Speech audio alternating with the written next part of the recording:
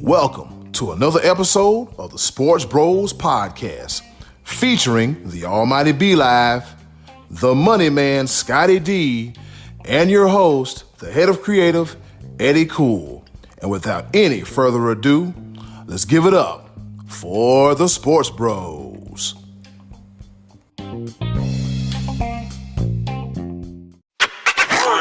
Hey, what's going on, world? This be your boy, Eddy Cool, a.k.a. the HOC, the head of creative, at your favorite sports podcast, none other than the SportsBros podcast. It is episode number 94, and we're inching closer by the week to episode 100. Got something special coming up, but I can't let the cat out of the bag just yet.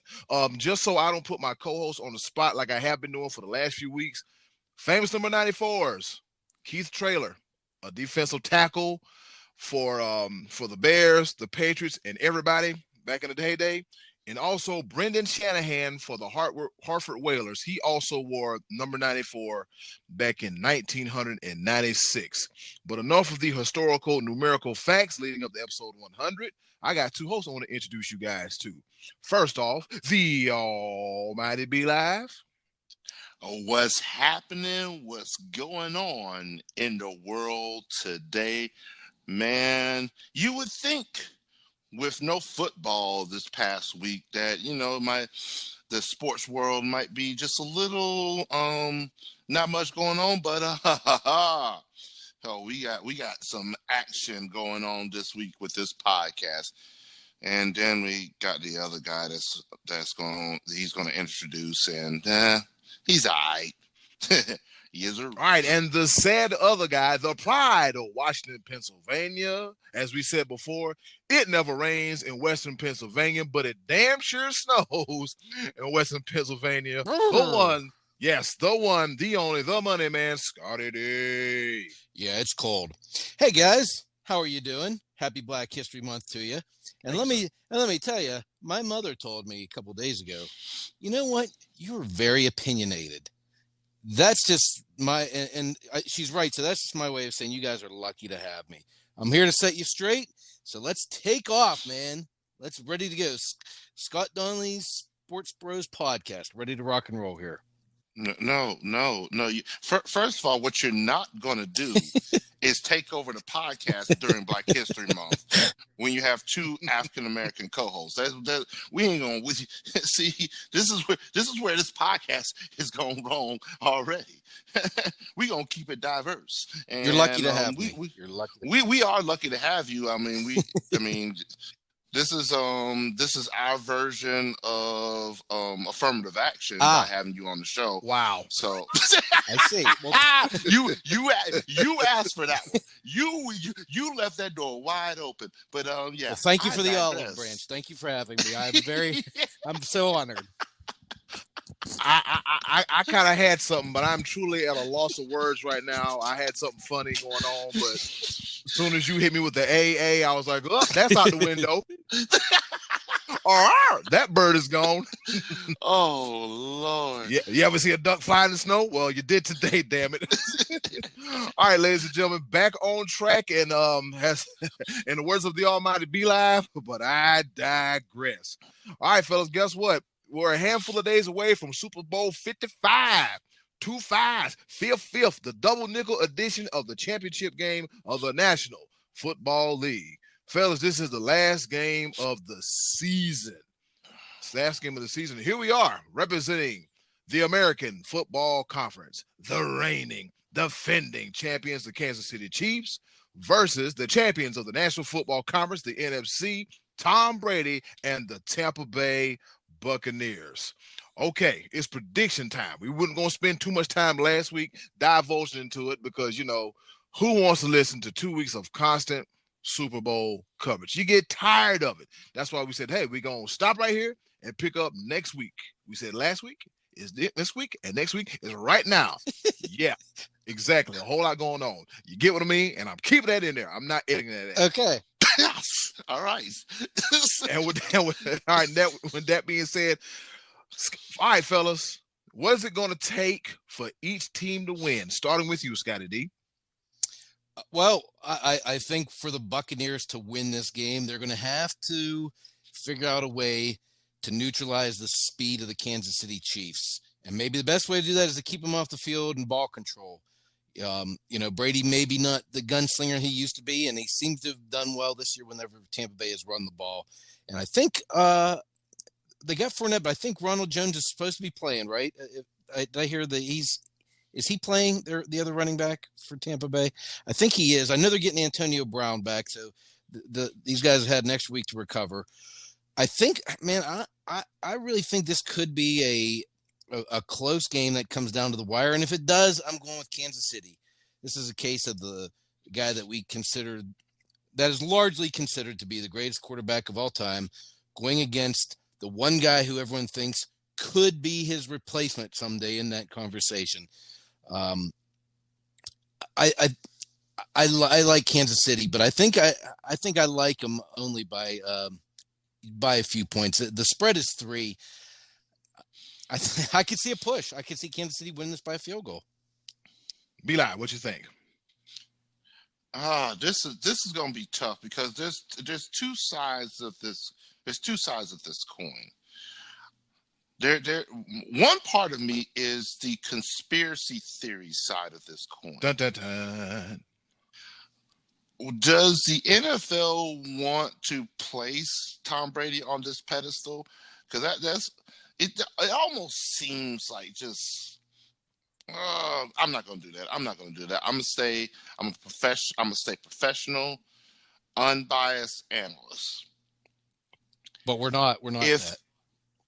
I know that. we're not even we're close. Amateurs. Yeah, we're definitely amateurs by the fan, for the fan. We are fanatics. Yes, we're not journalists. We're just dudes talking sports. Listen, I want to say this: we are not just fans; we are fanatics. Yeah. That we have literally taken a day out of the week and done this 94 times, talking about sports, coming together for free. Yeah, for free. hey, pay the man. But yeah, this is what I have to say about this. When it comes to head-to-head, offense versus defense, defense versus offense, the key to victory for Tampa Bay is somehow putting Patrick Mahomes on his back. Yep. Patrick Mahomes has only been sacked 22 times this year. That's a little more than once a game.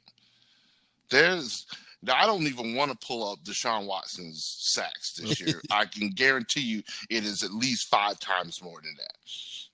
And he still does amazing. But I mean, it's one of those things that when you look at Kansas City, Scottie D said this last week. He said that they just seem polished. I disagree entirely. The majority of what Kansas City does is not polished. It's almost like you're looking at backyard 7-on-7, just throw the ball out there, and you just happen to have the fastest guy or guys on your team, because not only does most of the plays that they have Patrick Mahomes outside of the pocket and just doing some amazing stuff, and the defense breaks down, and then next thing you know, now you're chasing this little dude that runs a 4.2 40 and that cheetah, and he didn't cut this guy. His ankles is broken over here just looking at him, and next thing you know, he's 50 yards down the field. I know it's drawn up that way, but and I love it. I love the fact that it's just innovative. But one of the things is that it's usually after some dude's in the backfield and they done missed Patrick Mahomes. He done eluded him. Now he's over here. And then the coverage breaks down. And then and that happens way too often. Even when they're down, they find a way to do some type of play like that. I love the fact that one of the plays they ran, like the little was a shovel pass. It wasn't even a shovel pass. It was an underhand toss to Travis Kelce, pulling in the middle on the goal line for a touchdown. Very polished play. Very polished looking play. It's one of those things where I'm pretty sure it's drawn up. and the receivers know how to react when Patrick Mahomes is out of the pocket, and it's like they're on the same wavelength. But if Tampa Bay can find a way to make the initial sack before all that stuff starts to happen, Tampa Bay has a very good chance of stopping them. To your point, though, to your point, not knocking Mahomes down does help neutralize that speed, and that could be where this game is won, because we saw how good Tampa's front four looked in the previous game against Buffalo, against a quarterback that liked to run, and they gave him fits all day. So, I mean, you mean against Green Bay? Yeah, they gave Rodgers some fits. Or So yeah, that the trenches could be the deal. But again, I mean, like you said, Mahomes only got sacked 22 times. That's not a whole lot this year. So, and some of that's with his speed too. You know, being elusive back there. So, but with the speed that Kansas City has, you can't guard those guys too long. You got to get at Mahomes, because if they get the extra steps to work their way free, see ya. Those guys are too quick, and it turns into a track meet. Yeah, I think the key to victory is going to be between both teams. Which team's defense can get the upper hand on the opposing team's offensive line. If you look at Kansas City, Eric Fisher, he tore his Achilles and he's done for, he won't be back. And then another lineman went down too. But as we see during the game against Buffalo, they put two guys in, plug and play, and it didn't stop anything from the looks of it. So I think when it comes to this game, the battle will be won. It's going to come down to who wants it more in the trenches between the offensive line and the defensive lines. Yeah, it could very well go that way. It could also go 53-50. That wouldn't surprise me either with these quarterbacks. Brady having an extra week off, I think, is going to be very beneficial to him. I mean, they've been playing a lot of games. They haven't had a bye week in forever that I can remember. So, yeah, I think I think both of these quarterbacks just bring too much to the table to let the game get away from them. If that makes sense. Oh yeah. I mean, Kansas City has proven time and time again that no lead is ever safe for them. And with Tampa Bay, I mean, well, I won't say Tampa Bay. I'll say Tom Brady. He had the greatest ever comeback in Super Bowl history. 28-3, never forget. Come on. Really? And I think we could probably both. I think we can all agree that right now, currently, Patrick Mahomes is, as of today, a better quarterback. Right? I mean, he's younger, stronger. I mean, yeah. When you're evaluating strictly on today, but Brady just makes Tampa Bay feel like they belong there. I think that's having that confidence, and Brady does belong. He's there all the time. He's bringing these guys along with him, and I think Tampa's coming in with some swagger, I think. Yep, absolute facts. And think about it. The 55th edition of the Super Bowl, they got an extra home game. Well, here's the thing. A lot of people are speaking to that notion that Tampa Bay has an extra home game. I beg to differ. Isn't it? Because when you think of a home game, you think you have home crowd, home field advantage. There's slight advantages, but the crowd is not going to be pro Tampa Bay. It's going to be Super Bowl is elite of the elite.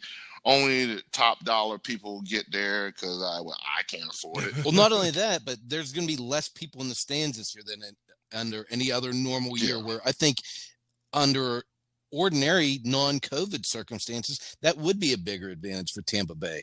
But the fact is, there's just not going to be a capacity crowd down there all wearing Buccaneers gear. Right, and so. Even and on top of that, but one thing that Tampa Bay does have the advantage of because of COVID this year, Kansas City won't be allowed to travel until 2 days before the Super Bowl. So that's a nuance right there that could affect a lot of things. You haven't even gotten the jet lag off, and then you're getting ready for. And of course, once you get there, it's nothing but interviews, more interviews. And then boom, Super Bowl. Yeah, they're not having the typical media week and all that stuff. that like you ordinarily would. So some of those distractions may not be there that you ordinarily would have. I mean, it could be working Kansas City's favor too, that they're going to be sleeping in their own bed all week instead of, going in sleeping in a hotel earlier. I don't know. I don't think the travel thing is going to be too much of an issue. I don't foresee that being a big factor. These guys are all used to that. I mean, Kansas City barely loses at all the last couple of years, and they travel plenty. So I think when it comes down to it, I'm going with the Chiefs 20-17, we'll say. Final score, be live. What you got? I'm going Kansas City Chiefs 49-28. Wow. And a stomping. I think it's going to be high scoring. And also, I just think that Kansas City just has too much speed. It's ridiculous. Like, it's one of those things. Tampa Bay is great against the run. They had the number one rushing defense in the league, but they were 21st in the league in passing defense. Yeah, boy, what do you think Kansas City does well? They throw that rock. They rarely run the ball through the trenches, but even with that, Clyde Edwards-Helaire is able to do that as well. But the reason why they drafted him was his ability to catch the ball out in the open, which everybody on their team is able to do. So I don't think it's going to be close. I really don't. I think that Tampa Bay is going to have issues just stopping Kansas City. I'm thinking of 40-36 Kansas City. All right, so there we have it. Buccaneers are locked to win now. We all three went the other way. Yeah, because we have just not believed in Tampa Bay. No, we've been picking against them for a while now. So, yeah, Tom Brady getting another crack at it.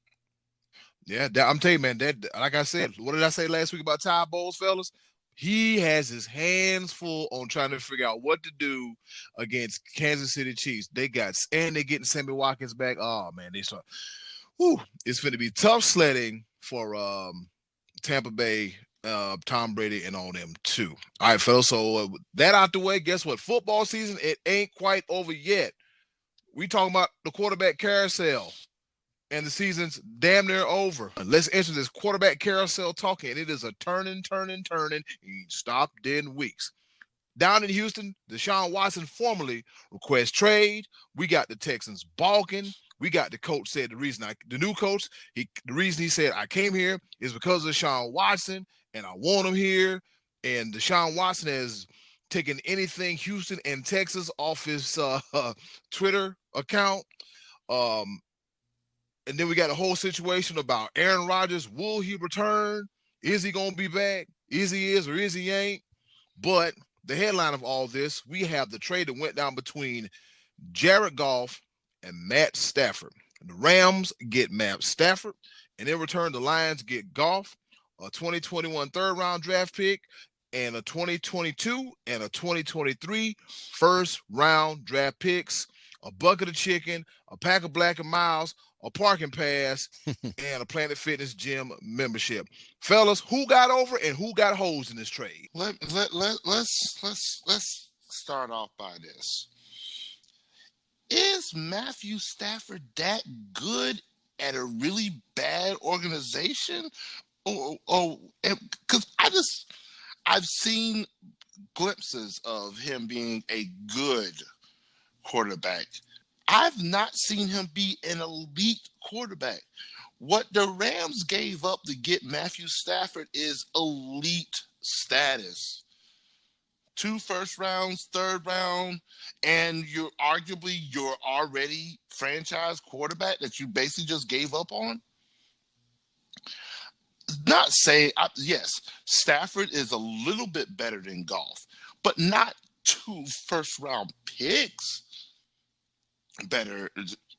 They both were number 1 draft picks, by the way. Let me throw that out there.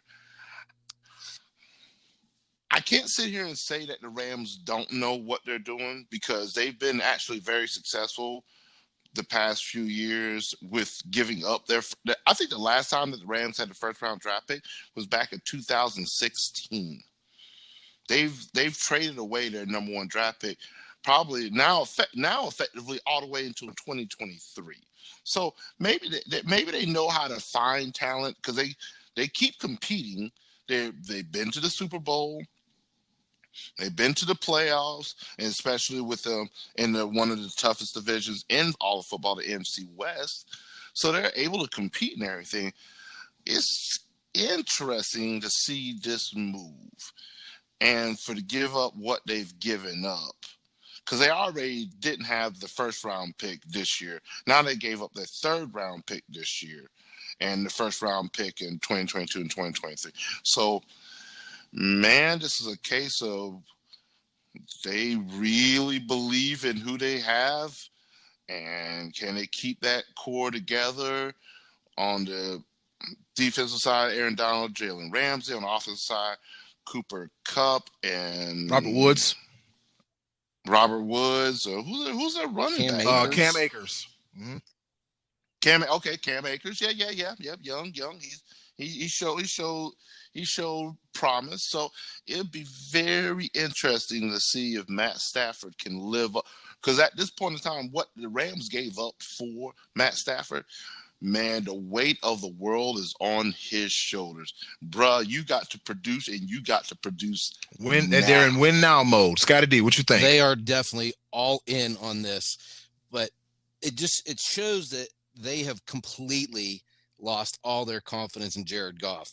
And from what I heard, it seemed to stem from a game that they lost at the end of November at home to the 49ers, and Nick Mullins, I think, was their quarterback. And I think at that sense, Sean McVay felt that they had gone as far as they were going to go with Jared Goff, that he's peaked.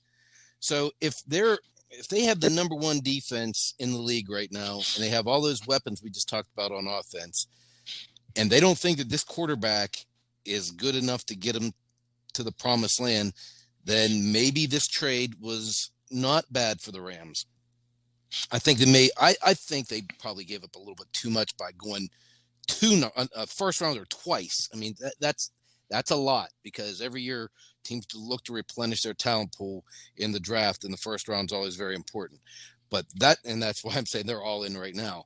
As far as the Lions go, I think this is a fantastic move for them, because they're getting back those picks, and they're getting a quarterback who maybe needs a change of scenery. Maybe with a new, fresh head coach, he starts to flourish in Detroit. And if not, they can get past that next year. They give him a look for a year, and if he's not trending the way they want to, shoot, they got an abundance of picks now to go get their quarterback of the future, and he won't be a huge cap hit after next year. If they release him or trade him this year, then that would hurt him. And I don't know the exact numbers, guys. I'm a fan, not a stats guy when it comes to that. Yep. But he'll be less taxing on their books after the 21 season.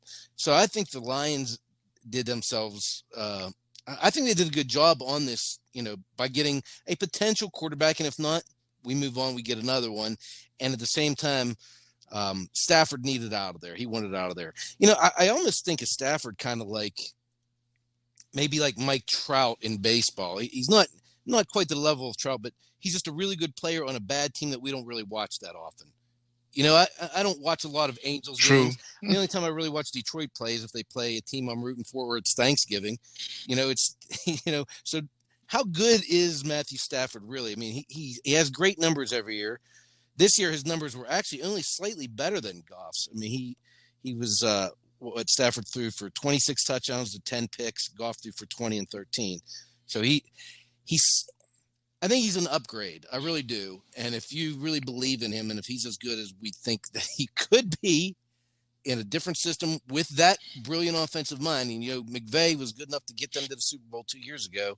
If he has his right guy, the Rams are right back into contention next year with him running that offense and having that defense come back. Now, I agree with with him probably needing to change the scenery, that being Matt Stafford, and that's just simply because he's done all that he's possibly could in Detroit with what he has, and how Detroit has been bumbling, stumbling, and fumbling these past 10, 15 years with talent, and this is another classic case of having good talent but can't turn it around to results on the field. With him going to LA, it's a change of scenery. You got a running back you ain't got to worry about. You got Robert Woods, you got Cooper Kupp, and like you said, you got Sean McVay as an offensive guru. So he should do nothing but flourish. And if their defense is intact, I'll say this: the Rams will win a division next year. They will do that. Yeah, and his salary cap numbers aren't going to kill the Rams either. I mean, he's not as expensive as Goff's contract, so maybe that's what the Rams are feeling too. We get rid of that contract, that albatross, and also there were some rumors. We don't really know about what was going with behind the scenes stuff between Jared Goff and Sean McVay. Some personal life stuff we heard about. Maybe there was an irreparable rift between the two, and it just had to be done this way. I'm tired of looking in your face. You got to go, and you know why. Right. That's exactly what it sounds like. All right, fellas, this mess in Houston. What in the hell is going on in a 2-8-1? When you're essentially your two best players that this organization has ever seen and had, the amount that they have done for the community and during the hurricane and relief and stuff like that, and just who they are as people, when not only DeShaun Watson, but also it'd have been one thing if it was just DeShaun Watson, but also JJ Watt wants out of Houston. There is a glaring problem in that organization. And we talked about it a little bit, like they tried to appease Watson with their head coaching hire, even to the point where the head coach himself was like, I came here to coach DeShaun Watson. Let's start off by this. I'm going to go ahead and warn you ahead of time. Eddy Cool, get the dump button ready. Bull. You didn't come there to coach DeShaun Watson. You came there because you're a 65-year-old head coach with no offensive or defensive coordinating background. You came there because you know what? I'm gonna say it. If you think I'm wrong, you can edit it out. They hired this man solely. This was an affirmative action hire. They thought if they hired a black man, they would be able to appease Deshaun Watson. I honestly, God, I think this is the most condescending hire I have ever seen. Then why didn't they hire Bieniemy? There it is. Please. Maybe Bieniemy's not a good interview. No, from inside sources, I've literally looked into it before I did my video this past week. People they say that he interviews well, he coaches well. Something. If he doesn't interview well, they're not going to say that. Maybe, but something just I don't know. Bieniemy might not be a yes man. He might have some balls, and he might be able to stand up to the GM and the owner. And because if you look at some situations, some, not all, there's a relationship between the coach and the general manager. For example, Scottie D, you're probably going to agree or disagree. You're probably going to hate this, but I'm going to be real. Jerry Jones hires a bunch of yes men because the last man that stood up to Jerry Jones was Jimmy Johnson, and then we saw how that turned out. Yeah, 8-6 that ass. He got him up out of here like yesterday's trash. So a lot of these organizations, they try to get guys that, okay, we want you to fit something. We're going to fit something. Well, it's like this. I got to coach a football team. You got to get me the players. So we got to meet in the middle. Not this, well, I'm going to be a yes man and I'm going to lick your boots and I'm going to be a puppy dog and rub up against your leg and want attention. Nah, the coach going to coach the football team. The GM's going to GM the team. But let's meet in the middle and let's have a successful organization. That's what successful organizations do. Not this mess in Houston, like the mess in Dallas. It's an absolute mess. And it really doesn't make any sense. Scottie D, what you think about this mess in Houston? I'm not 100% sure Deshaun Watson's going to go anywhere else next year. I know he's formally said, I want to be traded, and there's definitely going to be a lot of interest. But now that we've seen this other trade and see what the price tag is for Matthew Stafford, 2 number 1 picks, I mean, are other teams going to be able to give that up? Will they be willing to give that up and take on that giant contract. I mean, remember, DeShaun Watson was not happy when they traded off Hopkins, but then he still signed that extension right after that. Am I right on that? Yeah. Yeah, I mean, he did that afterward. So he was willing to take the money, and that team wants him. It's not like they don't want him. I'm not 100% sure that they're that he's in another uniform next year. I mean, signs seem to be pointing that way, but I'm still kind of I'll believe it when I see it kind of thing with him. Let me make something perfectly clear. When a player signs a contract for X amount of years for X amount of dollars, that's not signing loyalty to a team. That's putting money in your pocket. I understand that. But still, that organization said, here, we want to commit to you and you commit to us. And he said, okay. He didn't say, let's wait and see how this season plays out. He committed to them. Then this season, he did not commit to them. He committed to the almighty dollar sign. This was right after Patrick Mahomes got that ridiculous because here's the thing. You can try and roll the dice in the National Football League and go into free agency and hope somebody offers you a $40 million a year contract, barring any type of injury or anything like that. Or you can see the $40 million in front of you and be like, yes. And the way that his contract was structured, it wasn't a big 10-year deal like Patrick Mahomes. Patrick Mahomes said yes. Kansas City Chief for life. And basically did the same thing. DeShaun Watson, his contract, he did it for 5 years with a no trade clause. Basically, he wrote his own ticket. And now the no trade clause comes into effect because now he wants out, but he also wants to dictate where he goes. He's like, New York Jets, right? Even though, but he doesn't have the right to do that top destination because he signed a commitment, so he can sit there all he wants and say, "I want to go to the Jets," or "I want to go to the Dolphins," or to the Washington football team. But unless Houston says, "Okay, we're going to honor that request," he's still committed to them, and that's why I think it's possible he ends up playing for them again next year. I think that relationship is severed, even though you keep hearing from the GM that they have no interest in trading him. And that is the unfortunate part of the contract, because it's not like he has 1 year or 2 years remaining. He has 4 years remaining on that contract. And if he decides, I'm not going to play, he going to catch some severe fines. But I don't know. It's one of those things where I think the Texans can get a heck of a lot to trade him away and rebuild, because you're not going to get. I don't think you're going to get the best product out of DeShaun Watson. Oh yeah, you will. That kid's got too much character. He's not going to sit out and not play, and he's not going to half-ass it either. Once these guys actually get pads on, they're not going to. At least this guy's not going to do that. Here's the thing. I've never seen this side of DeShaun Watson. The fact that he wants out. And here's another caveat to this. A couple caveats, actually.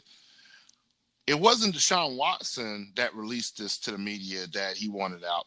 It was the Texans organization that released that DeShaun Watson wanted out, which is almost, which bears there's a lot of meaning to that. It's simply like, okay, we want the public to know that DeShaun Watson wants out, and da-da-da-da.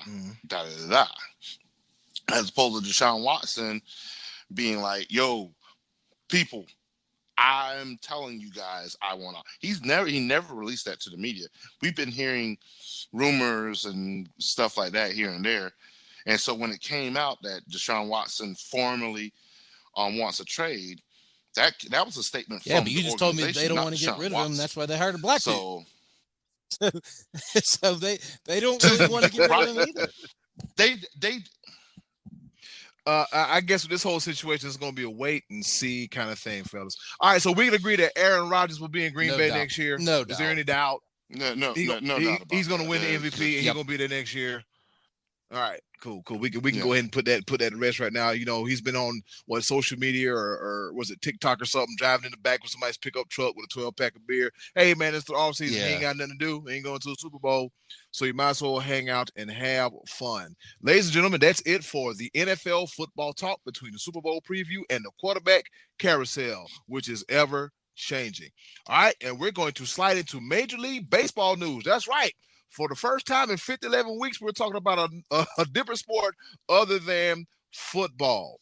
And the reason why we're talking about Major League Baseball is because there seems to be a kerfluffle at the Hall of Fame.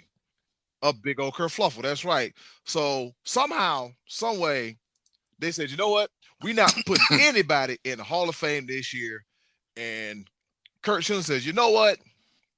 He said some expletive words, which I can't repeat on his podcast. He said, but you can pretty much take me off the list because I ain't got time for all this mess. The question I got to ask you, fellas, are the writers making it difficult for deserving players to get in? Scottie D, you go first. Yeah, I think they have done that traditionally. But when I look at the list this year, all right, and we know that the controversial players are right there at the top of the list.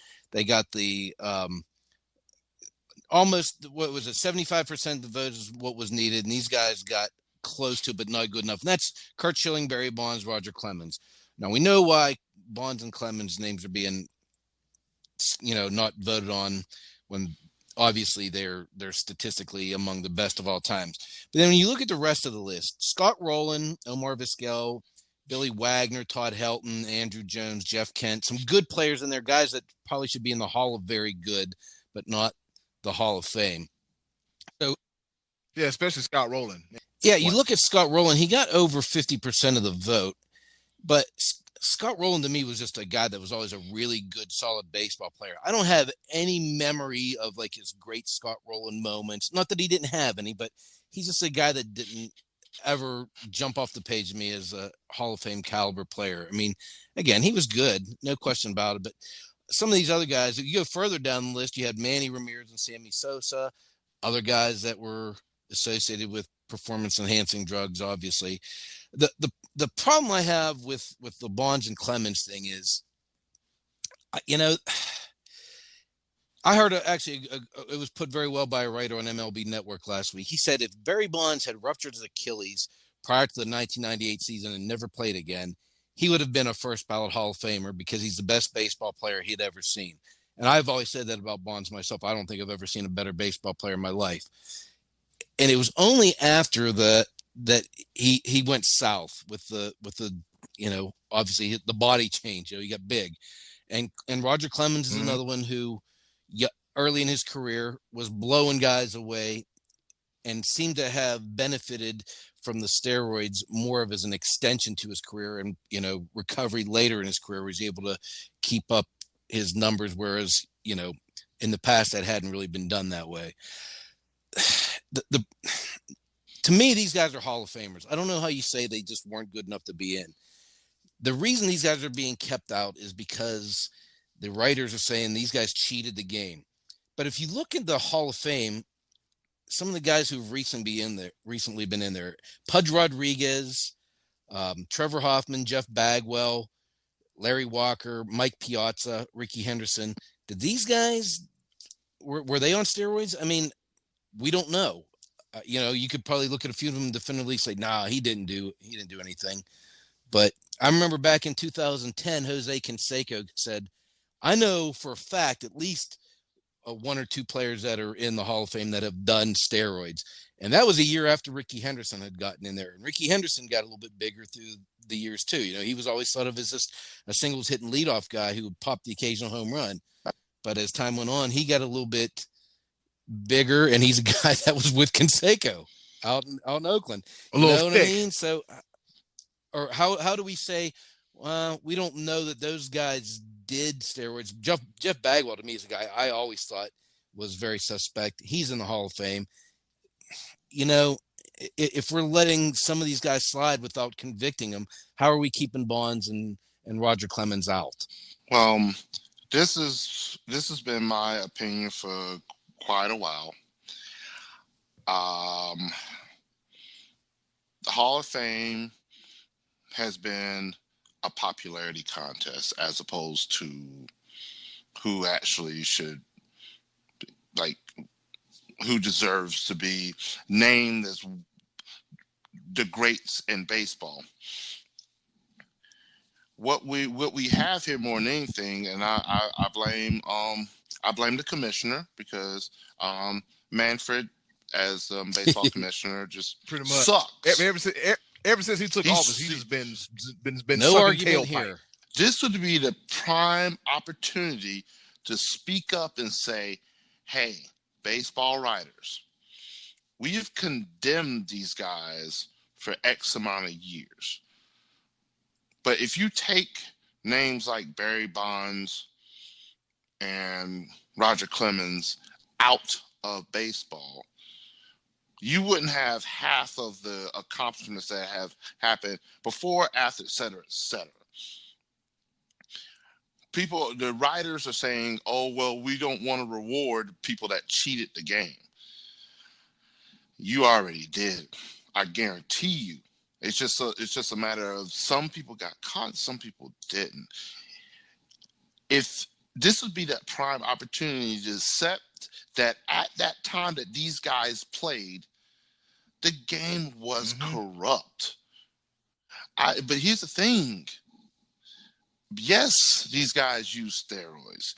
It was probably so readily available, you could get it for $2.50 at your local Walgreens or Rite Aid or CVS or whatever.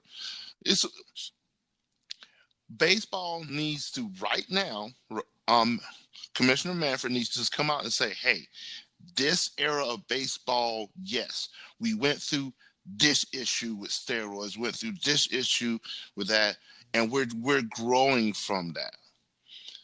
But there's not one person right now, especially in our age group, that can sit here and say that, man, the steroid era in baseball was off the chain.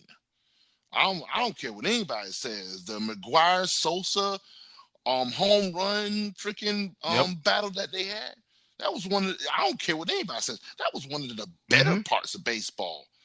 I think that, if anything, it did. It brought it back baseball, from the funk of the strike, the World Series. It sure did. So yeah, absolutely. So this is the opportunity to check this out. Barry Bonds, before, after, et cetera, et cetera. You're going to keep out your home run of all leader. Time. I don't care how many steroids you take, you're still hitting a ball thrown by guys that are throwing who it are also at on almost 100 miles an hour. And, yeah. So that's the case. I.e. Roger Clemens. Yeah. So that's the case. So that's the case. In you got the pitcher throwing 90 mile an hour gas on that gas, and a guy trying to hit a ball on that gas. So baseball, what the hell are we doing here, baseball? Really? What are we doing? What are we doing, baseball? Like, what are you doing? Well, here's the thing with baseball. The writers were given the responsibility of saying these are the best guys who also represented baseball the best. So they're taking it upon themselves to assess what you've done, not just on the field, but off the field too. I mean, and that's why you have guys like Pete Rose not in the Hall of Fame. You know, at some point, I think it has to just be decided what these guys did on the field. And we don't know how often these guys did steroids. You know, I know that might sound a little bit weak for me to say it that way, because we do know that some of these guys were guilty. But I think the judgment needs to be removed from. I mean, if we're going to be starting to judge guys off the field, we're going to get to a point where it's going to be hard to get anybody in, because we're in the day and the age of the cell phone camera.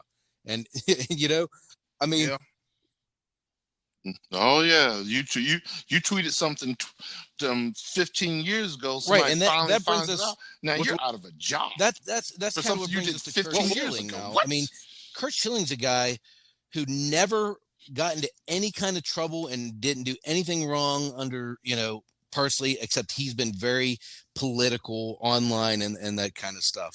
And he's very opinionated. Now, his numbers are borderline Hall of Fame anyway. But are these guys keeping him out because they don't think he's worthy, or because they don't like him for some of the things he's said on Twitter? You know, I can tell you exactly what it is. The what you just said, just because of what he said on Twitter and him being outspoken. And fellas, we had a conversation about this last week because, ladies and gentlemen, we do talk, other than just on the podcast. As I said, if you gonna do this to Kurt Schilling, then you might as well snatch Ty Cobb's ugly, dusty, dirty, funky, racist ass up out of there too. You might as well snatch him up out of there too. If we gonna do this, if we're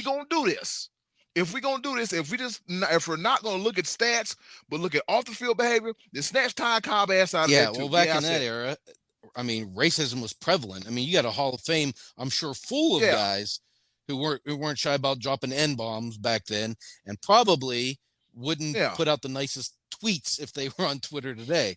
And can you imagine like the behavior? Mickey Mantle wasn't exactly the most behaved guy off the field, and I'm sure there's a lot of stories out there that never surfaced that would in today's era. So I think they're a little tough when it comes to trying to be judging as far as personal behavior and stuff goes. Yeah, it's to the point. Just the play on the field, and these guys, like, I think all three should be in there.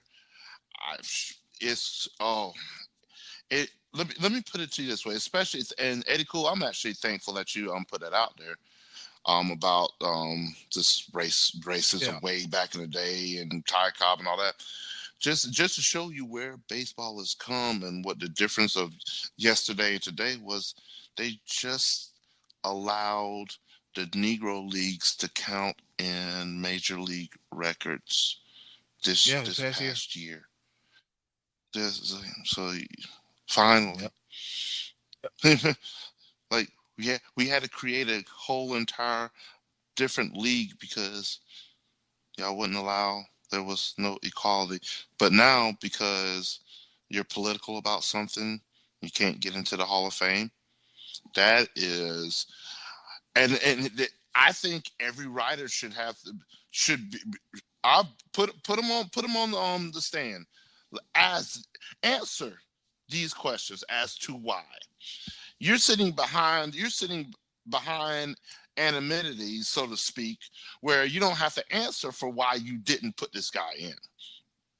I think there should be some accountability, and I want you to come full on, and I want you to lie to us in public, because I know you're not going to tell the truth. I want you to lie to us in public. I want you to say that, in my honest opinion, Barry Bonds didn't do enough on the field to be in the Hall of Fame. In my honest opinion, Roger Clemens didn't do enough on the field to get into the Hall of Fame. In my honest opinion, Kurt Schilling didn't do enough to get into the Hall of Fame. You be lying all those three times. You be lying to us. But I actually want to hear it. I want to hear some type of accountability. Kurt Schilling has every right to be pissed, because where Roger Clemens and Barry Bonds did something to affect the game of baseball, I get that part where some people be upset, the integrity of the game. Kurt Schilling did not. He has an opinion that we're all entitled to as a United States citizen and an American voter. I'm not going to hate the person next to me because he voted for Trump. You are within all of your rights to have your opinion and being very vocal about it. Freedom of speech. Yes, there are consequences to your speech, but the consequences shouldn't be what you did on the baseball field. That's asinine to me. And these writers should be held accountable. They should have to answer to the general public. And Commissioner Manfred, we need to hear a statement from Major League Baseball, because at this point in time, you should be ashamed of yourself. I'm pretty sure, and don't quote me 100%, but I don't think that Rob Manfred and Major League Baseball have anything to do with that. I think that the Baseball Hall of Fame and Major League Baseball are actually considered two separate entities. So while they may have some slight influence there, I don't think that Rob Manfred can actually do anything when it comes to the Hall of Fame itself, because I don't think that's under Major League Baseball. I think it's a separate entity. Mm-hmm. No, you're correct on that, but you also, now you're telling me, no, you're not telling me. Let me apologize real quick. If the sport and the leader of the sport doesn't have any influence on the great, like the achievement of making it to the Hall of, like, you as the baseball commissioner, he's got to understand that how this is so detrimental to the sport. Is very detrimental. It's to the point of, like, now you're asking these guys that are on the field, 162 games, traveling for 8 months out of consistently 8 months out of the year, consistently, and now you're asking these guys, they got to sit up straight, they got to clean their nose right, and they got to do this or everything, or we come. This is the opportunity. This is the right here and now to set the record straight. This was a bad time in baseball that we're trying to correct. I want him to say something. Somebody to say something to be like, hey, unfortunately, these guys are disqualified from the Hall of Fame due to this. They haven't made that statement. They're hiding behind a desk and a computer, putting their vote in, and it's the court of public opinion. And I can't stand that court of public opinion. Well, I think they're starting to be held accountable because Mariano Rivera became the first ever unanimous selection a couple years ago, and I think that's because they're starting to make these votes public, whereas before these guys wouldn't do it. Matter of fact, there's a guy who voted for Mariano Rivera that was not going to and did because he didn't want to be the only a-hole not to vote for Rivera. The greatest reliever of all time. Right. I don't want to be that guy. And fellas, speaking of public opinion, what time it is? It's time for our favorite part of the show, the choices of the voices. And with that being said, hey, yo, Button, hit it! And now, our favorite part of the show, the choices of the voices. Once again, thank you to the wonderful and ever so lovely Miss Button for introducing our favorite part of the show. You guessed it, the choices of the voices, where we ask you the question and then you give us the answer and then we talk about your answer. Depending on your response, we're going to root with you or we're going to pick at you. Either one of the two, but anything is possible when it comes to the choices of the voices. Scottie D, what's the question for this week's choices of the voices? In the spirit of the Super Bowl, I asked, when you think of memorable Super Bowl moments, what comes to your mind? Some of the most memorable moments from the biggest game of the year. What did we get there, Eddie Cool? What do we have? We got some good ones here. Some very, very, very, very good ones. All right. Martin Tracy, the king of paragraph answers. All right. Matty Ice, we love you, baby. We wouldn't have it any other way. So I took time to read all this, and he said the New England Patriots comeback win in the Super Bowl against the Atlanta Falcons after being down 28-3. And he did the dance. He did the stanky leg. And wait a minute, he also gave another one too. He said when he mentioned the Super Bowl victory with Malcolm Butler intercepting the ball at the 1 yard line against the Seattle Seahawks, and that Super Bowl as well too. Yeah, that one actually, Craig Burns, I think is going with that answer as well, because he actually put a picture of Malcolm Butler jumping that route. And what a great play by Malcolm Butler. I mean, everyone always talks about what a terrible decision that was to not give Marshawn Lynch the ball down there, and I think that is very accurate.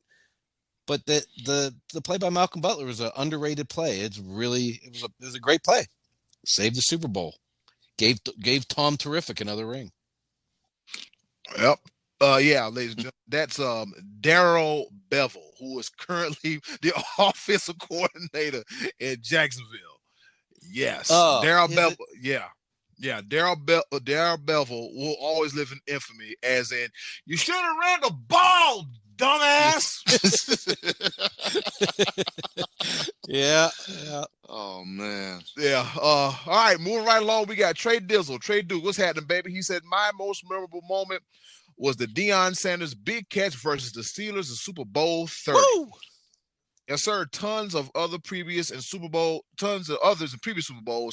And in that one, but for some reason, Deion catch stuck in my brain. Oh man, the good old days. Yeah, that was an exciting play too, because that's Deion. Everything Deion does or did back then commanded excitement. And early in the game, he went straight down the middle of the field, and Aikman found him deep. It wasn't a scoring play, but it was a big play, and that was pretty cool. Yep, Deion Sanders can do everything, and I'll talk about him later on in Pepper. Yep, good old Deion Sanders. B-Live, don't you think that was a good play? Were you a fan of Deion Sanders, B-Live? Oh, absolutely, man. Just every time, like any kickoff return or interception, when it was just like you were on the edge of your seat. So yeah, absolutely. I'm a big fan of Deion, even though he played for two teams I don't like. So, all right, cool. Moving on. Ow. Yep. Hey, it must be the money. Did you just take a swipe at the Cowboys? Why would you ever think? Why would you ever think of such a thing? Okay, remember that for later in the show. Carry on, Eddie Cole.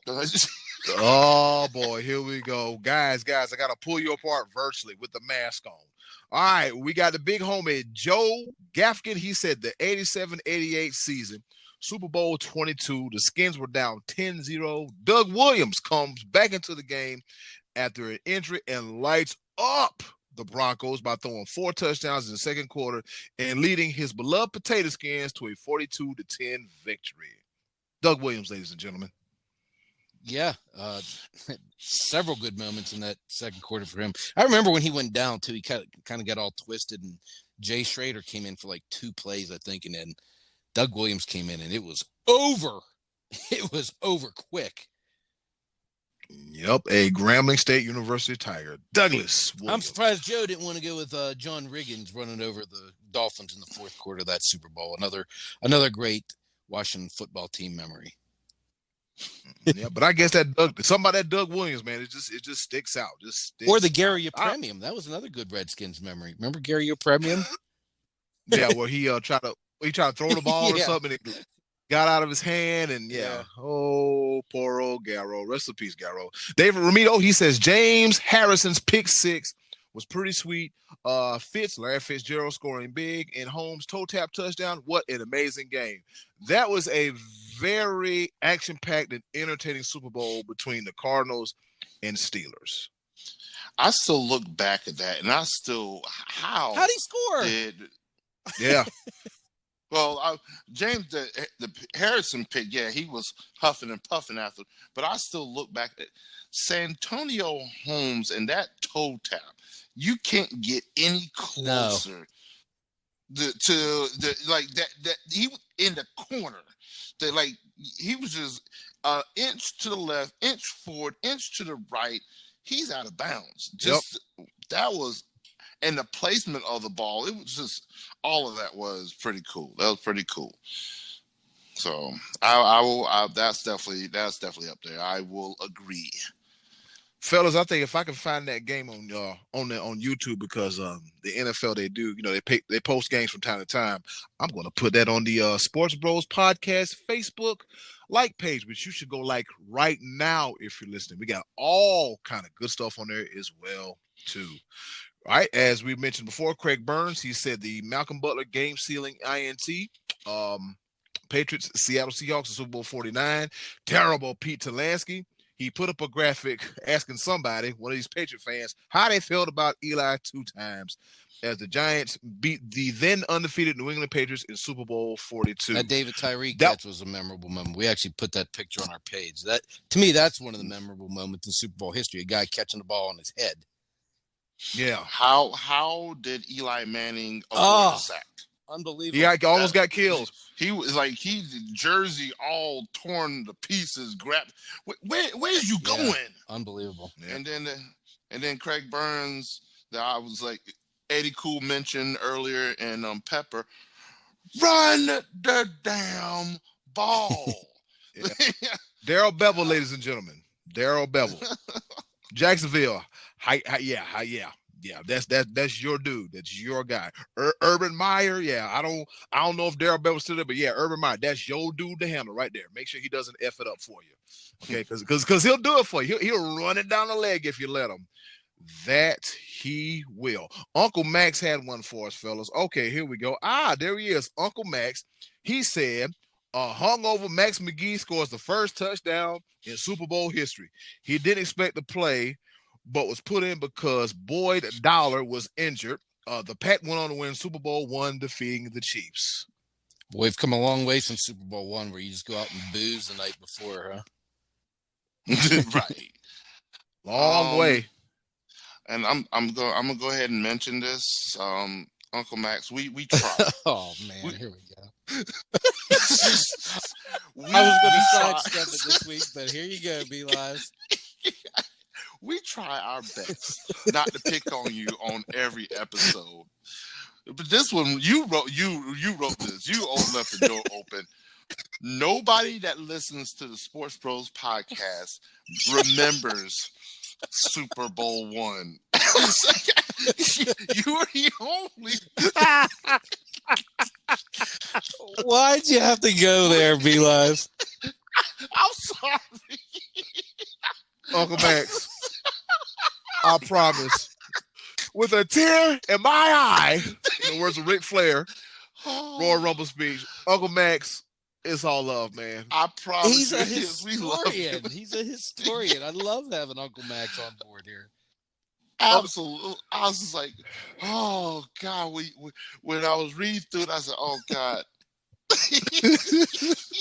The hell with Google. I'm going to Uncle Max. Right. Damn that. Oh man. But yeah, memorable. Hey, Uncle Max, we're glad that you remember those moments, man. Oh, I think Uncle Max is a day one listener, right? Yep. Yeah. Hell yeah. Uncle Max is a day one listener. He goes into the Sports Bros podcast Listener Hall of Fame. Yeah. By far. Unanimous selection. Yeah, we're not gonna be like baseball and you like Alabama song. We're not gonna put you in and we're not gonna take the boo boo. Oh, we could have went. Just let you know, listeners. We're gonna tell you how the sausage is made right fast. Of course, as you know, we record Monday for Tuesday, and of course, and something else you didn't know, we record the show in two parts. After we finished our Cooperstown conversation, we could have gone on for another 10 minutes. But guess what? We got a show to give y'all. All right. And with that being said, shout out to Terrible Pete, Craig Burns, David, Romito, Joe Gaffigan, Uncle Max, Trey Dizzle, Martin Tracy for their contribution to this week's Choices of the Voices. Be live, Super Bowl memory. Go. I'm going to have you naked by the end of this song. Super Bowl 38. Oh. My beloved Carolina Panthers versus the New England Patriots. I know that, it's not football related, but Janet Jackson's team. Come on, man. Who doesn't remember that? Who doesn't remember that? Boy, the FCC won't let me be. I think I'm not even gonna lie to you. I think that's the first time I've ever heard of the FCC because they came out in full force when it's a wardrobe malfunction. No, that ain't nothing malfunction about that. They meant to do exactly what they did. They wanted to show a titty, but in reference to that lyric. Come on. Anybody that has any type of common sense knows that wasn't a malfunction. And we all thank you for it.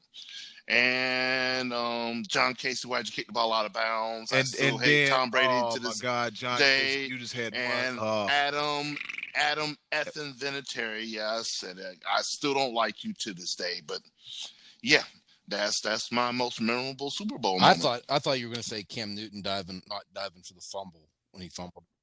You see it? Why are you bringing up old I was going to omit that until you took a swipe at the Cowboys earlier, so there you go. Say, I tell you, boy, you jug. We had that in the chamber, boy. Yeah, you dirty rat. I got something for you. I got you. I got your money.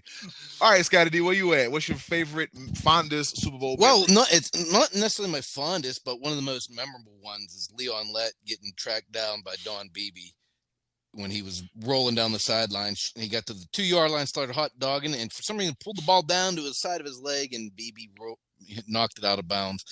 That one didn't kill me that bad because the Cowboys destroyed Buffalo in that game. That didn't really cost them. I'll always remember the Scott Norwood kick against the Bills as one of the most memorable moments, and John Taylor's catch from Joe Montana to beat the Bengals. But for me personally, Larry Brown picking off Neil O'Donnell for the second time, that's my memory, baby. That's my one. Yep. And for some strange reason, Neil O'Donnell thought Larry Brown was on the same team. I thank him for that. And just for the listeners out there, it was actually very tough for the money man Scottie D to remember at any moment from the Super Bowl because it's been. Here we go. It's been.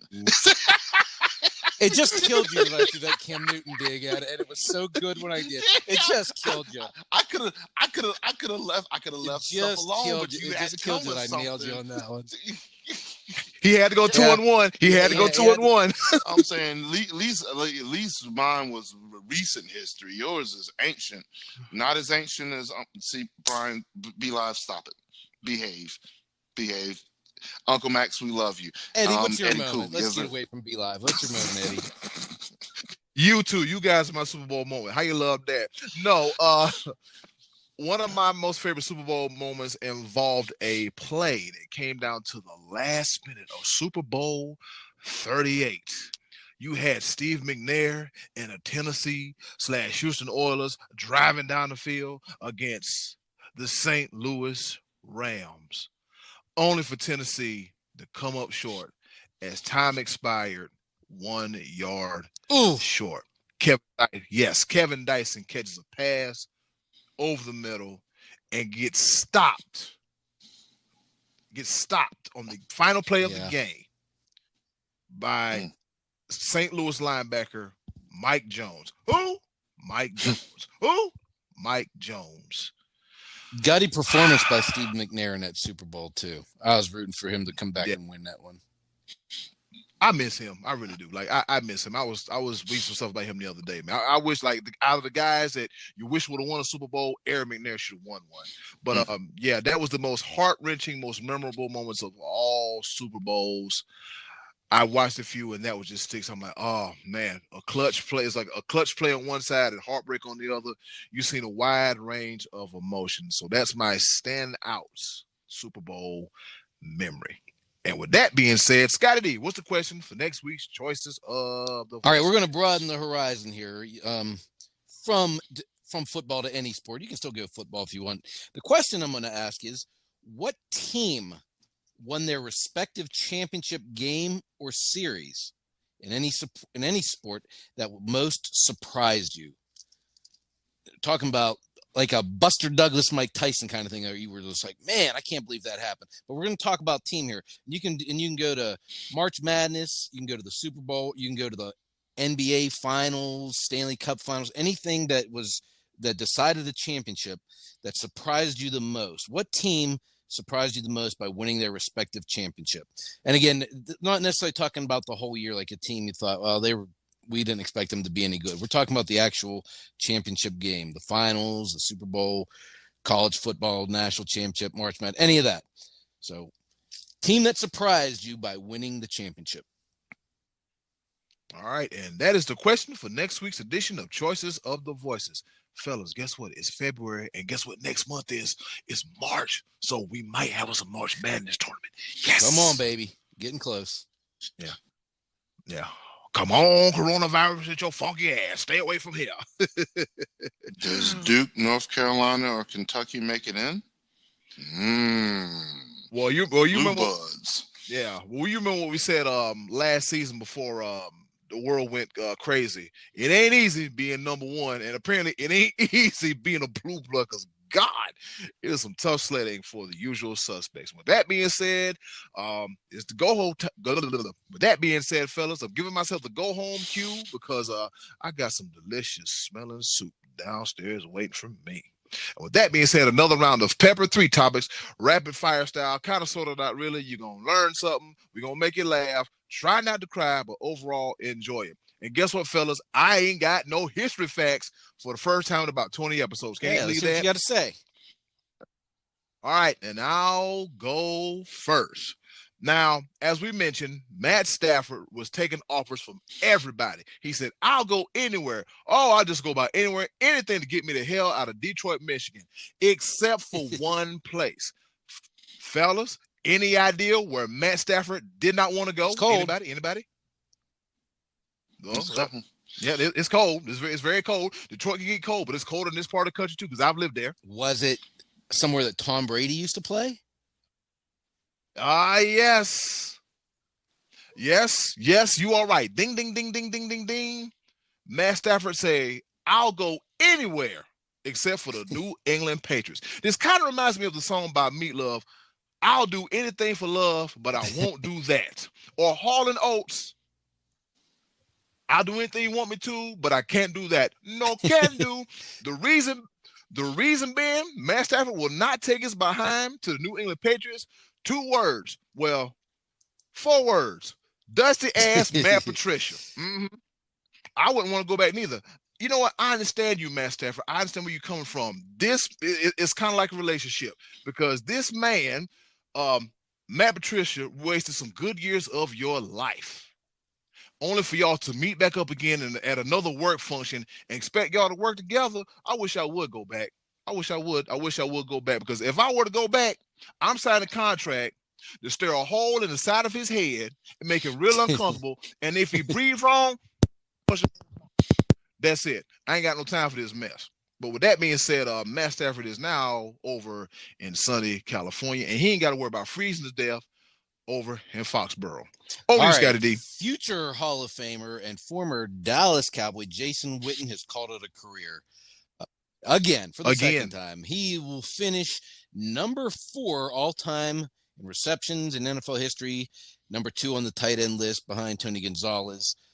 He called it. He said last Wednesday he was going to wrap it up. He's going to sign a one-day contract with the Cowboys and officially retire. He is going to become the head coach of the Liberty Christian High School in the Dallas-Fort Worth area. I think that's awesome. When some of these pro guys go back and do high school things like that, man, I can't wish him anything but good luck. And Jason Witten, classy guy, hardcore player, future Hall of Famer. Gonna miss you, Jason. Best of luck. Over to you, Be Live. Well. Let's congratulate Jason Witten for retiring again, and best of luck to him. And yeah, let's go to the NBA real quick. Because surprise, the team in the Western Conference where they don't play jazz music in Utah is surprisingly leading the Western Conference. I believe they're actually leading all of basketball. And they had a nice little hot 11-game win streak, which came to an end when they faced Nikola Jokic and leading the team with 47 points, and the Denver Nuggets decide to end that win streak. Utah has been a very pleasant surprise, and I hope that any team from the Western Conference can dethrone the Los Angeles Lakers. Yes, I'm still hating on any team that Scottie D, the money man, roots for, and I'm going to continue that all throughout the season. Contact. Eddie Cool. That really hit deep this week. Eddie Cool, the ball.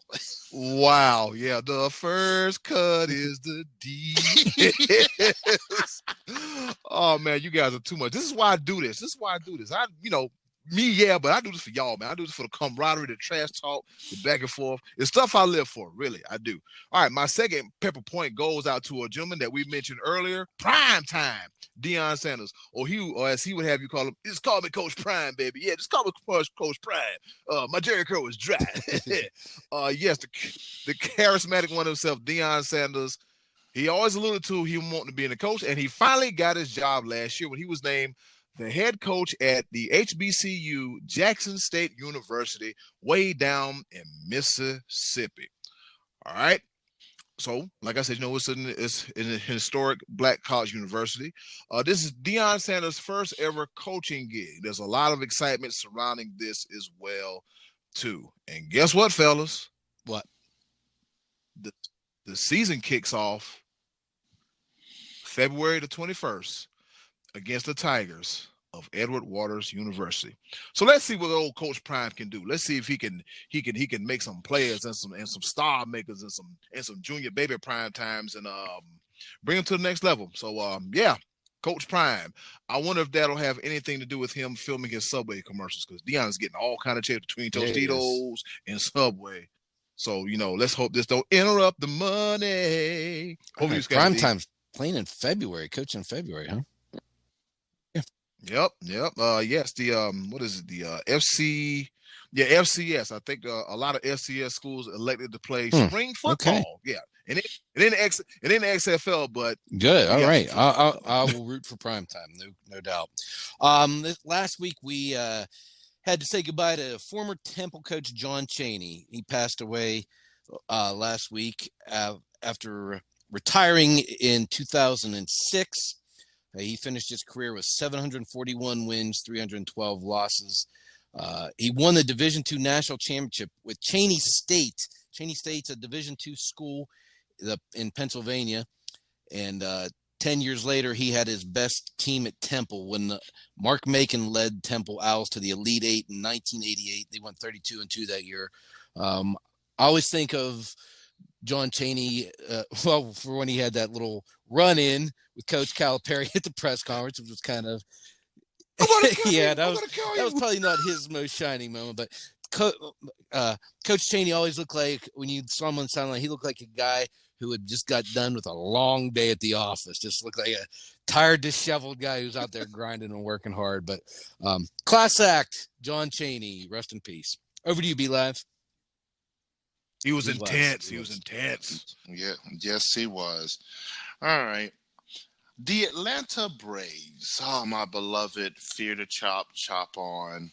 Yes, sir. The Atlanta Braves, they add Chipper Jones to their coaching staff, albeit is a part-time position, but they bring him on as a hitting consultant. And I don't think there's too many people in the history of the Atlanta Braves outside of the late, great Hank Aaron that would do a better job as a hitting consultant than Chipper Jones. And I'm excited because Atlanta did great things this past year. It's going to do even greater things this year. Bring on baseball. Let's go. Eddy Cool. The ball. All right. Going down the middle. Oh, I caught that one-handed grab over center field. All right. So here we go. As most of you may know who either know us personally or interact with us, on a regular basis, all three of us are huge wrestling fans. Yes, we love wrestling. We grew up with it. Scottie D, he grew up in the Hulkamaniac era. Me and B Live grew up in the WCW Attitude era. Either way, we still love wrestling. But it's been stinking up the joint as of late. But we did have one bright spot last night where the WWE, you finally got it right. And with that being said, shout out to Bianca Belair for winning the 2021 Women's Royal Rumble. She beat out 29 other minutes, and she lasted a whopping 56 minutes and 42 seconds. And she was the third entry of the night. Stamina, endurance, toughness. Bianca Belair has an interesting story. She battled depression. She had an eating disorder, but she overcame everything, and she's a top-notch, world-class athlete, and she's a former South Carolina Gamecock as well, too. Shout out to Bianca Belair. WWE, you got it right. with the women's Royal Rumble, but the men's, not as much. Over to you, Scottie D. On the men's side. Yeah. All right. Two goodbyes here in the Pittsburgh area this past week. Patricia Rooney, the wife of the late Dan Rooney, passed away. And as you guys know, the Rooneys are a very integral part of Western Pennsylvania. Not all ownership groups are kind of woven into the fabric of the community, quite like the Rooney family are. So sad goodbye to Patricia Rooney. And also, this was kind of unexpected, but the general manager of the Pittsburgh Penguins, Jim Rutherford, stepped down last week, citing personal reasons. I don't know at this point. I haven't heard much about whether there was any kind of health issues or whether there was just something going on in the organization. Nonetheless, Jim Rutherford left. He came to the Penguins with a Stanley Cup on his resume from the Carolina Hurricanes. And after serving as GM for the Pittsburgh Penguins, he's leaving 2 Stanley Cups on the shelf behind with him. So a big thank you and farewell and best of luck to Jim Rutherford, former general manager of the Pittsburgh Penguins. Over to you, Be Live. That guy was a winner everywhere he went. Yes, he was. Let me finish this off, this little pepper situation with Tom Brady. Tom Brady is now reported that he would like to play until he's 45. He ain't got nothing else better to do. And he's close. Man. Man, this is your 10th Super Bowl. Your 10th Super Bowl. You've won 6. Chance of winning a 7th, which is unprecedented and untouched. And he wants to continue. Oh, my goodness. I was almost looking forward to you losing the Super Bowl and then drifting off into the sunset. That we have conversations about you in the future, especially whoever will replace you and da-da-da. And Tom Brady, when you get into the Hall of Fame, you're definitely unanimous from first ballot. Unlike what's going on in baseball Hall of Fame right now, you had to jug at that. But hey, Tom Brady, you know what? You're in a position and a place where you get to do exactly what you want to do. And side note, I didn't like the fact that you would sully Eddy Cool, sully Bianca Belair's name. I did not know that she went to the University of Columbia. Sully my ass. What's wrong with you? Well, but you know what? I'm gonna come up with just like you got all Rosalie to Dabo. Well, Willie B is a place to be. Oh wow, that was corny. Yes, sir. But then she ran just as quickly from the track and field program at South Carolina to Texas A&M, and then she completed her college career at University of Tennessee. Vols. That's okay. Good old Rocky. Oh my God. I almost hit the end, but that's okay because Asia Wilson has a statue outside of the University of South Carolina. A whole statue. Yeah, you also have a statue of a bronze bird with no talons. Okay, cool. I can't wait. I can't wait to play all dirty dogs next year. I know we're gonna be bad. Shane Beamer gonna get us together, and y'all got hell to pay. Yeah, right. All right. Yeah, that'll do it. Yes, sir. Got me over here aggravating and stuff. Man, you better. All right, ladies and gentlemen. With that being said, it's been another edition of Pepper. We all 3 got our peppers in. This has been a very spirited edition of Pepper, fellas. I'm feeling good. I'm feeling good about everything. I'm feeling good. Cannot complain. And with that being said, that wraps it up for another episode of the Sports Bros podcast, episode number 94. And as always, thank you for listening. But before we go, Scottie D, where can they find me shoveling snow here in Western Pennsylvania. And that's pretty much it. Maybe Trinity High School. I might be heading to Trinity High School, do a little work up there. Yes, sir. Hey, Scottie D, slinging those breakfast pizzas. I want one. I got to have me a breakfast pizza. Oh my God, those are so great. Be Live, where can they find you other than St. Louis? You can find me. You can find me on Facebook, on Instagram, Facebook. My name is Brian Livingston. My Instagram, your boy Be Live. Instagram, This Be Your Boy Be Live, any of the SportsBros podcast social media websites. And you know what? I'm looking at a career change, so you might find me behind the desk doing some IT work, hopefully. Yes. We shall see. Yes. Yes, sir. Yep. And of course, you know me, it's Eddy Cool, the HOC here at the Sports Bros podcast. Be Live, shut up about my head. I didn't forget about that. I didn't forget about that. But hey, ladies and gentlemen, that goes to show the head of creative has a phenomenal skincare routine. You can catch me on Instagram, Cool Season, all one word, and all of the other Sports Bros related Sports Bros podcast social media platforms. Also catch me on Twitter at The Real Eddy Cool. And shout out to the Sports Me app for featuring us, the Sports Bros podcast, in their story. And also, when you get a chance, check out Be Live's latest edition of What Happened, not a specific day of the week. Very entertaining, where he somehow, some way got a picture of my big ass forehead in the video. It was great. And Bob Kraft, he still ain't done with you. He still is not done with you. All right, fellas. Anything else before we get up out of here and watch Breaking news, the Buccaneers have signed Tom Brady to a 10-year extension. Oh, wow. And Gonzaga is still number one in the country, undefeated.